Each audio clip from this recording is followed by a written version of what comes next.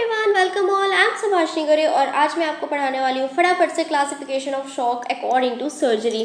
तो हम देखेंगे सबसे पहले definition of shock according to surgery. तो क्या होती है? Shock is a clinical syndrome of acute circulatory failure resulting in an inadequate tissue perfusion and cellular hypoxia. तो देखो इसका मतलब क्या होता है।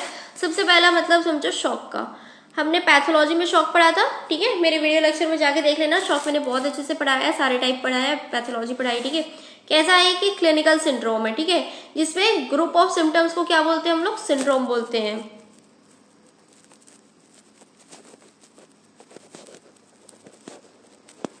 सो group of symptom is basically called as syndrome, ठीक है। अब देखो, ऑफ एक्यूट सर्कुलेटरी फेलियर मतलब क्या होता है यहाँ पे? एक्यूट मतलब सडन, अचानक से क्या होता है? सर्कुलेटरी फेलियर हो जाता है। इसकी वजह से क्या होता है? इनएडिक्वेट टिश्यू परफ्यूजन। परफ्यूजन मतलब कैरी करना, ठीक है। जो ब्लड आपका ऑक्सीजन कैरी कर रहा है टिश्यूज तक, दैट इज कॉल्ड परफ्यूजन। क्या होता है उसकी वजह से? Cellular hypoxia. और बॉडी क्या है? जो ऑर्गन्स है, जो बॉडी, वो किस में? शॉक की कंडीशन में चली जाती है, ठीक है। So basically definition according to surgery is shock is a clinical syndrome of acute circulatory failure resulting in an inadequate tissue perfusion and cellular hypoxia leading to यहाँ पे एक लाइन और ऐड करो, leading to multi organ failure. Multi organ failure, ठीक है।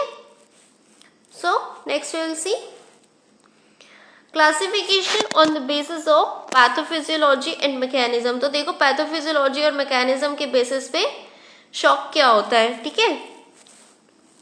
सबसे पहले अपने 4 टाइप के होते हैं। सबसे मेन होता है अपना पहले हाइपोवॉल्यूमिक शॉक, नेक्स्ट होता है कार्डियोजेनिक, उसके बाद डिस्ट्रीब्यूटिव, और एक होता है अपना ऑब्स्ट्रक्टिव शॉक। मतलब अगर कोई ऑब्स्ट्रक्शन आ जाए आपके ब्लड सप्लाई और सर्कुलेशन में, तो क्या होता है? आपका ऑब्स्ट्रक्टिव शॉक होता है, ठीक है, वो जिसमें ऑब्स्ट्रक्शन आ जाता है। So that is your obstructive shock. Next अपन इसकी पैथोफिजियोलॉजी देंगे। तो क्या होता है इसमें? इंट्रावेस्कुलर वॉल्यूम डिक्रीज हो जाता है, ठीक है। और क्या होता है? वेनस रिटर्न डिक्रीज हो जाएगा। जब वेस्कुलर में वॉल्यूम ही कम हो गया वेसल्स में, तो क्या होगा? उसका आउटपुट भी कम होगा। उसकी वजह से क्या होगा? कार्डियक आउटपुट आपका कम हो जाएगा, और उसकी वजह से क्या होगा? टिश्यू हाइपोक्सिक कंडीशन में चला जाएगा, ठीक है। सर्जिकल कॉज एग्जांपल देखेंगे। एक्सटर्नल फ्लूइड लॉस, जैसे कि हैमरेज हो गया, ट्रॉमा हो गई, सर्जरी हो गई, रैप्चर्ड एक्टोपिक या स्पेनिक रप्चर हो गया। इंटरनल लॉस क्या हो सकते हैं? बर्न हो गया, पेरिटोनियाटिस हो गया, पैंक्रिएटाइटिस हो गया, इंटेस्टाइनल ऑब्स्ट्रक्शन हो गया, या डिहाइड्रेशन। तो ये आपके इंटरनल लॉस हो गए। और बाहर से जो हो रहे हैं, मतलब उसके रीजन क्या है? बाहर से आ रहा है कुछ, ठीक है। बाहर की वजह से क्या हो रहा है? बाहरी तौर पे जो हो रहा है वो हो गया external fluid loss. Internal loss मतलब जो इंटरनली टिश्यू के रप्चर या ऑर्गन पे इफेक्ट होने से हो रहा है, वो क्या हो गया? आपका इंटरनल लॉस। नेक्स्ट अपन देखते हैं अपना कार्डियोजेनिक शॉक की पैथोफिजियोलॉजी। तो इसमें क्या होता है? हार्ट की मसल्स जो है ना, वो उतना अमाउंट ऑफ ब्लड जो है भेज ही नहीं पा रही बॉडी में, ठीक है। तो यहाँ पे क्या हो जाता है? Decrease cardiac output despite adequate volume, ठीक है। यहाँ पे क्या हो रहा है? इसकी वजह क्या है? कॉज क्या है इसका? एक तो अपना मायोकार्डियल इन्फेक्शन हो गया, MI हो गया, ठीक है, कार्डियक टेम्पोनेट हो गया, और क्या हो गया? एरिथमियासिस और कार्डियक कंट्यूजन, ठीक है। चेस्ट इंजरी या उसकी वजह से भी जो हो रहा है, उसको अपन कॉज बोलते हैं, अपना सर्जिकल कॉज, या एग्जाम्पल हो गए इसके किसके? कार्डियोजेनिक शॉक के, ठीक है। नेक्स्ट अपन देखते हैं अपना डिस्ट्रीब्यूटिव या वेसोडाइलेटरी शॉक। इसमें क्या हो रहा है अपना? पहला तो इसका कॉज क्या है? एक सेप्टिक शॉक हो सकता है, एनाफिलेटिक शॉक हो सकता है, और न्यूरोजेनिक शॉक। तो ये जो तीनों कॉज हैं, ये जो तीनों टाइप्स हैं इसके, ये किसके अंदर आ जाते हैं अपने सर्जरी में? डिस्ट्रीब्यूटिव या वेसोडाइलेटरी शॉक के अंदर आ जाएंगे। इसकी पैथोफिजियोलॉजी देखेंगे तो क्या हो रहा है इसमें? वाइड स्प्रेड वेसोडाइलेशंस, रिलेटिव हाइपोवॉल्यूमिया मतलब वॉल्यूम कम हो जा रहा है फ्लूइड का, और मैल डिस्ट्रीब्यूशन ऑफ ब्लड फ्लो, यहाँ पे ब्लड फ्लो सही से हो नहीं पा रहा है, सारी जगह नहीं पहुंच पा रहा है। इसके कॉज क्या हो सकते हैं? सेप्टिक शॉक हो सकता है, परफोरेशन, पेरिटोनाइटिस या एब्सेस या पोस्ट ऑपरेटिव सेप्सिस की वजह से हो सकता है। ठीक है, एनाफिलेटिक शॉक मैंने ऑलरेडी सारी चीज़ें ऑलरेडी डिस्कस कर दी पैथो में, तो मैं पैथो नहीं पढ़ा रही हूँ, मैं आपको सर्जरी पढ़ा रही हूँ। ठीक है, तो जाके वीडियो लेक्चर देख लो अगर ना समझ में आए कोई भी टॉपिक, और मुझे कमेंट करना मत भूलना अगर किसी भी टॉपिक किसी भी सब्जेक्ट में डाउट हो तो। ठीक है, नेक्स्ट अपन देखते हैं neurogenic shock. Spinal injury, spinal anaesthesia या हेड ट्रॉमा, इनकी वजह से होगा। ठीक है, ये सारे कॉजेस हो सकते हैं अपने किसका? डिस्ट्रीब्यूटिव या वेसोडाइलेटरी शॉक के।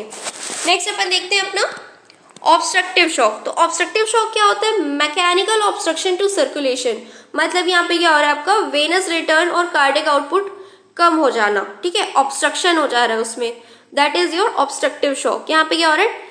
टेंशन न्यूमोथेरेक्स हो गया, पल्मोनरी एम्बोलिज्म हो गया, कार्डियक टेम्पोनेट हो गया, मीडियास्टेनल मास हो गया, एओर्टिक स्टेनोसिस हो गया। ठीक है, एओर्टिक वॉल का स्टेनोसिस हो गया। अब वो जो है पूरी पंप होके स्क्वीज आउट हो ही नहीं रही है। ठीक है, ब्लड वहां से पूरी जा ही नहीं रही है, पूरी क्लोज हो ही नहीं रही है, या सही से खुल नहीं रही है। ठीक है, तो उस कंडीशन में क्या होगा? वो हो गया ऑब्स्ट्रक्टिव शॉक। ठीक है, नेक्स्ट होता है अपना एंडोक्राइन शॉक, जो कि एक रेयर सर्जिकल टाइप का है। इसे हम बेसिकली मेनली हम 4 ही पढ़ते हैं, बट ये रेयर है। ठीक है, तो मेरा काम है आपको सब कुछ बताना है, इसलिए मैं ये भी बता रही हूँ। यहाँ पे क्या हो रहा है? Hormonal failure causing vascular collapse. अब देखो, हार्मोन फेल हो रहा है जिसकी वजह से क्या हो रहा है?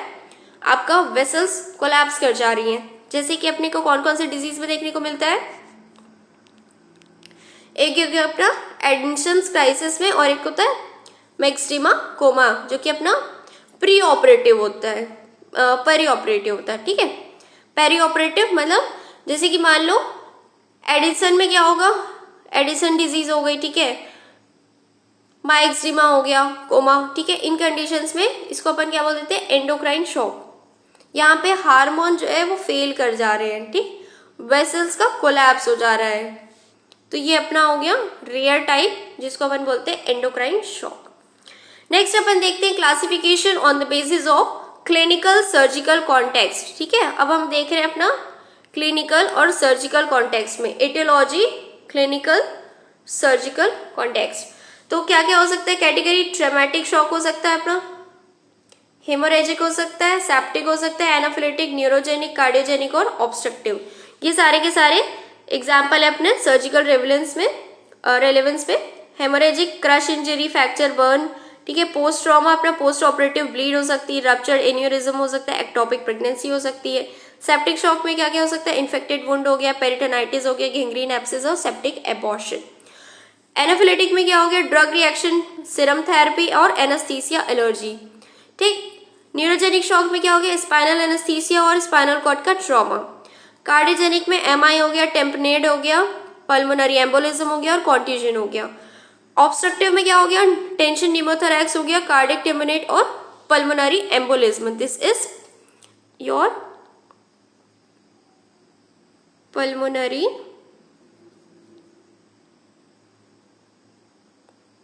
एम्बोलिज्म।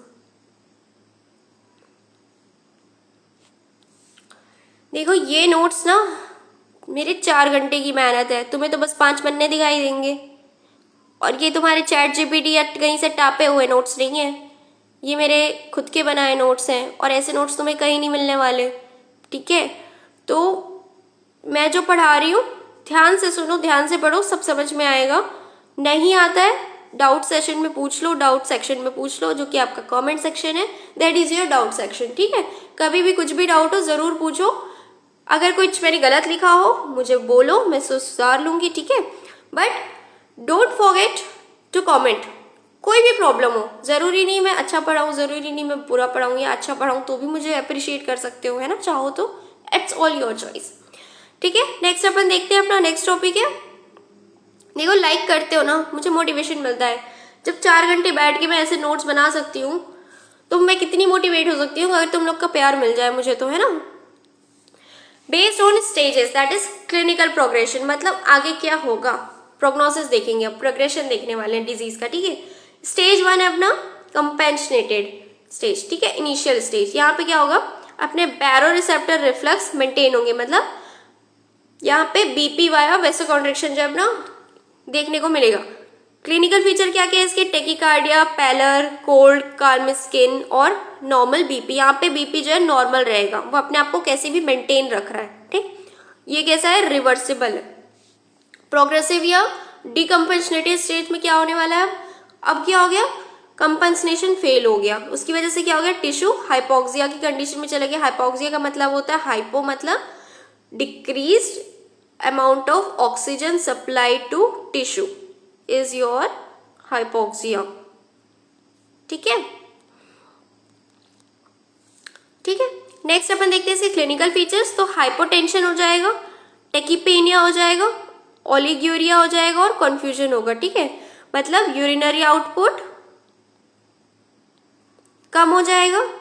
टेकीपेनिया मतलब हम जल्दी जल्दी गहरी शॉर्ट ब्रेथ होने लग जाएगी, ठीक है, शॉर्टनेस ऑफ ब्रेथ होने लगेगी। क्यों, क्योंकि ऑक्सीजन नहीं जा रहा टिश्यू तक, तो हमारी बॉडी क्या करती है, ऑटोमेटिकली अपना ब्रीदिंग रेट बढ़ा लेगी, जिससे कि जल्दी जल्दी जल्दी जल्दी हम ज़्यादा से ज़्यादा अमाउंट ऑफ ऑक्सीजन इनहेल कर सके और वो हमारे गैसेस एक्सचेंज के थ्रू हमारे टिश्यू तक पहुंच पाए, ठीक है। पोटेंशियली रिवर्सिबल मतलब एक हद तक ये रिवर्सिबल है, ठीक है। अगर हम उसे सपोर्ट दें और उसे ठीक कर दें, पेशेंट को टाइम रहते, तो वो रिवर्सिबल है, ठीक है। इरिवर्सिबल या रिफ्रैक्टरी स्टेज में क्या होगा, सेलुलर इंजर हो जाएगी, acidosis of organ and organ failure हो जाता है, ठीक है। एसिडोसिस होने लगता है, सेलुलर इंजरी हो जाती है और ऑर्गन फेलियर की कंडीशन में चला जाता है। सीवियर हाइपोटेंशन होगा, एन्यूरिया हो गया और कोमा में चला जाएगा पेशेंट, मतलब बिल्कुल भी यूरिन नहीं होगा, यूरिनरी आउटपुट आपका 0 हो जाएगा बिल्कुल, ठीक है। नेक्स्ट अपन देखते हैं बेस्ड ऑन सीवीआरटी। तो सीवीआरटी के बेसिस पे कितने ग्रेडिंग कर रखी है हमने, जैसे कि क्लास 1 से 4, ठीक है, ये अपनी ग्रेडिंग है। तो यहाँ पे कितना अमाउंट ऑफ ब्लड लॉस या अपन फ्लूइड लॉस मानेंगे, अगर हमारा ग्रेड 1 में क्या है, लेस देन 15%, मतलब 15% से कम अपना जो है वॉल्यूम का लॉस हुआ है, तो क्या है वो अपना ग्रेड 1 या माइल्ड में आएगा। इसके क्लिनिकल फाइंडिंग्स क्या क्या होंगी, स्लाइट टेकिकार्डिया, ठीक है, जो अपना हार्ट रेट है वो थोड़ा सा बढ़ जाएगा, 100 मान के चलो, ठीक है, 100 तक बढ़ जाएगा। नॉर्मल यूरिन आउटपुट होगा, यूरिनरी आउटपुट नॉर्मल रहेगा। अब ग्रेड 2 में क्या होगा, मॉडरेट, मतलब 15 से 30% अगर लॉस हो रहा है तो क्या होता है उस कंडीशन में, टेकिकार्डिया 100 बीट पर मिनट से ज़्यादा मिलेगी, ठीक है, बीट्स आपको। माइल्ड हाइपोटेंशन होगा और एंजाइटी होगी पेशेंट को। थर्ड में सीवियर में क्या होगा, 30 to 40%, मार्क्ड हाइपोटेंशन, कन्फ्यूजन और ओलिग्यूरिया, ठीक। ग्रेड 4 में क्या होने वाला है अपना, more than 40%, severe, very severe. Severe hypotension होगा, वीक पल्स होगी, अब जो है मरने लगा पेशेंट, वीक होने लग गई पल्स उसकी, और एन्यूरिया और कोमा में अनकॉन्शियसनेस के कंडीशन में पेशेंट चला जाएगा, ठीक है। नेक्स्ट स्टेप ना, based on type of fluid loss.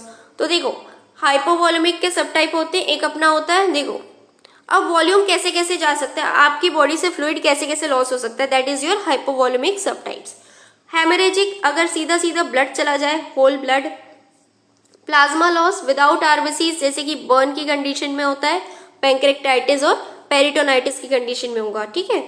Fluid loss हो जाए मतलब बॉडी से पानी जाने लगा, कैसे, डिहाइड्रेशन हो जाए, इलेक्ट्रोलाइट का लॉस हो जाए वॉमिटिंग के थ्रू, डायरिया के थ्रू या इंटेस्टिनल ऑब्स्ट्रक्शन के थ्रू, ठीक है। तो एनी हाउ अगर बॉडी से किसी भी तरह से फ्लूइड जा रहा है, that is your hypovolaemic shock. उसके 3 कैटेगरी है, 3 सब टाइप होते हैं।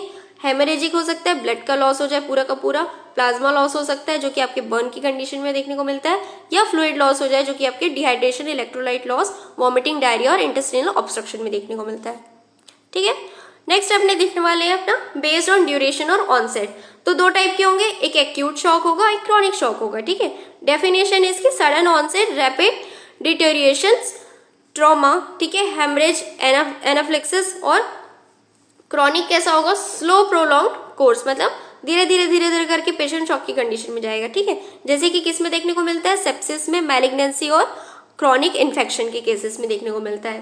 Next based on micro circulatory changes, मतलब जो छोटी छोटी वेसल्स है, माइक्रो सर्कुलेशन है, उसमें क्या क्या चेंजेस देखने को मिलेंगे। अब देखो बॉडी के लिए सबसे इंपॉर्टेंट ऑर्गन कौन से हैं उसके? Vital organs. ठीक, तो बॉडी क्या करेगी? इन वाइटल ऑर्गन्स को प्रोटेक्ट करने के लिए वो बाकी पेरिफेरल वाले ऑर्गन्स जो कि लेस इंपॉर्टेंट है, जैसे आपकी हाथ की स्किन हो गई, स्किन को ब्लड देना, ऑक्सीजन देना ज्यादा इंपॉर्टेंट है या फिर हार्ट और ब्रेन को?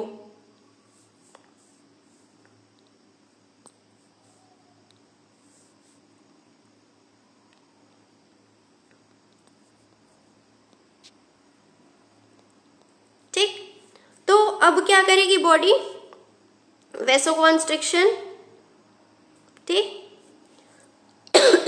सॉरी, उसके बाद क्या होगा? यहाँ पे आपका जो हार्ट और ब्रेन है ना, बॉडी सबसे पहले इनको ब्लड पहुंचाएगी। अब यहाँ पे क्या होने लगा? स्किन में ब्लड की कमी हो गई। ठीक, क्या होगा? पेरिफेरल वैसोकॉन्स्ट्रिक्शन हुआ। स्किन और बाकी जो आपके पेरिफेरल ऑर्गन्स है, जैसे हाथ की उंगलियां हो गई, इसमें टिंगलिंग मिलेगी, झुंझुनी सी आएगी, है ना, झंझनाहट सी होने लग जाएगी। क्यों? क्योंकि वहां पे ब्लड सप्लाई नहीं हो रहा है। ठीक, बॉडी पूरे का पूरा प्रेशर कहाँ डाल रही है? अपने वाइटल ऑर्गन्स को ब्लड पहुंचाने में। वहां ऑक्सीजन की कमी ना हो, पेशेंट जिंदा रखने के लिए अपने आप को बॉडी सर्वाइवल मोड में चली गई। ठीक है, वहां क्या होगा? अब वो अपने आप को जिंदा बचाने के लिए पूरी जी जान लगा देगी और वाइटल ऑर्गन्स को प्रोटेक्ट कर लेगी। ठीक है, नेक्स्ट अपन देखते हैं based on response to therapy. एक होता है रिवर्सिबल शॉक, एक होता है अपना इरिवर्सिबल शॉक। तो रिवर्सिबल शॉक क्या होता है? अपना जो रिवर्सिबल कंडीशन में, जैसे कि जो रिस्पॉन्ड करता है अपने फ्लूइड, ऑक्सीजन और वैसोप्रेसर्स को। मतलब हमने ऑक्सीजन दिया पेशेंट को, फ्लूइड्स दिए, वैसोप्रेसर्स दिए, अब क्या हो गया? पेशेंट जो है वापस से रिवाइव करने लगा, मतलब पेशेंट नॉर्मल होने लग गया। उसके सारे वाइटल्स और सारी चीजें धीरे धीरे करके, उसके जो भी फ्लूइड लॉस हुए थे वो सारे नॉर्मल होने लग गए। ठीक, इसका एग्जांपल है अर्ली हेमरेजिक और सेप्टिक शॉक। ठीक, इस कंडीशन में क्या होता है? पेशेंट को हम फ्लूइड देते हैं या जो भी उसमें डेफिशिएंसीज मिलती है वो सारी चीजें हम रिकवर करते हैं, मैनेजमेंट करते हैं उसका। ठीक है, जो अपना ABC हो गया, ABC is management of shock. अब ये ABC क्या है? ये देखो मैं लिख दे रही हूँ, A, B and C, this is your management of shock। ठीक, यहाँ पे क्या हो रहा है? एयरवे, ऑक्सीजन सप्लाई देनी है पेशेंट को, ब्रीदिंग, प्रॉपर वेंटिलेशन होनी चाहिए, और क्या होना चाहिए? सर्कुलेशन। मतलब उसका जो सर्कुलेशन है, जो कार्डियक आउटपुट हो गया, जो उसका ब्लड प्रेशर हो गया, जो उसका सप्लाई हो गई ब्लड की, ठीक है, वो मेंटेन होनी चाहिए। तो ये सारी चीज़ें आपको मैनेजमेंट में ध्यान रखनी है, इनिशियल मैनेजमेंट में। ठीक, बाकी मैं आपको नेक्स्ट वीडियो लेक्चर में बताऊंगी कि कैसे मैनेजमेंट करना है हर एक ग्रेड के शॉक को, ग्रेड 1, ग्रेड 2, ग्रेड 3, ग्रेड 4 में कैसे उसको मैनेज करना है। ठीक है, नेक्स्ट अपन देखते हैं हमारा important topic as a homeopathic therapeutics of shock. तो देखो हाइपोवॉलेमिक या हेमरेजिक फ्लूइड लॉस और शॉक की कंडीशन में कौन कौन सी मेडिसिन जाएगी अपनी? Aconitum napellus, arnica montana, carbo vegetabilis, china officinalis, that is your cinchona and veratrum album. तो ये सारी मेडिसिन आपके हाइपोवॉलेमिक कंडीशन में जाएगी। ठीक है, एकोनाइट का सडन जो है क्या होगा? शॉक आफ्टर फ्राइट और trauma, fear of death, restlessness, full bounding pulse initially then collapse. अचानक से पहले तो बहुत तेज पल्स चलेगी और अचानक से थाएं बंद, कोलैप्स। ठीक है, सडन शॉक किस लिए हो रहा है? फ्राइट और ट्रॉमा, फियर ऑफ डेथ की वजह से फियर ऑफ डेथ देखने को मिलेगी, रेस्टलेसनेस मिलेगी। ठीक है, पेशेंट में। आर्निका में क्या होगा? आफ्टर इंजरी और trauma, patient says nothing else me, मतलब किसी चीज से उसको आराम नहीं मिल रहा है, कोई चीज उसको ठीक नहीं करने वाली है, और क्या है वो उसको फियर होता है छूने से भी, इतना पेन होता है उसको कि उसे कोई छुए भी मत। ठीक है, कार्बोवेज में क्या होगा? Corpse like collapse, cold bluish clammy skin, और क्या होगा?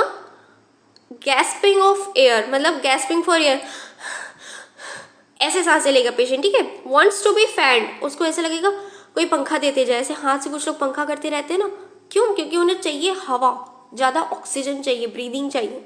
पल्स ऑलमोस्ट इम्परसेप्टेबल, पल्स बिल्कुल पता ही नहीं चलती। कार्बोवेज हमारी लास्ट स्टेज ऑफ मतलब लाइफ में देने वाली मेडिसिन है, ठीक है। जैसे स्टेरॉइड्स हो गई, वैसे ही हमारी कार्बोवेज क्या है, steroid of homeopathy. China official is prostration from loss of vital fluids. अब जो है वाइटल फ्लूइड्स के लॉस की वजह से दे रहे हैं हम। इसमें क्या क्या सिम्टम देखने को मिलेंगे, की नोट क्या है इसका, पेल फेस हो जाएगा, रिंगिंग इन ईयर्स, कानों में आवाज सुनाई देने लगेगी, और क्या होगा, वीकनेस फ्रॉम स्लाइटेस्ट मोशन, और हल्की सी भी मतलब मूवमेंट से क्या होगा, उसको बहुत थकान होगी।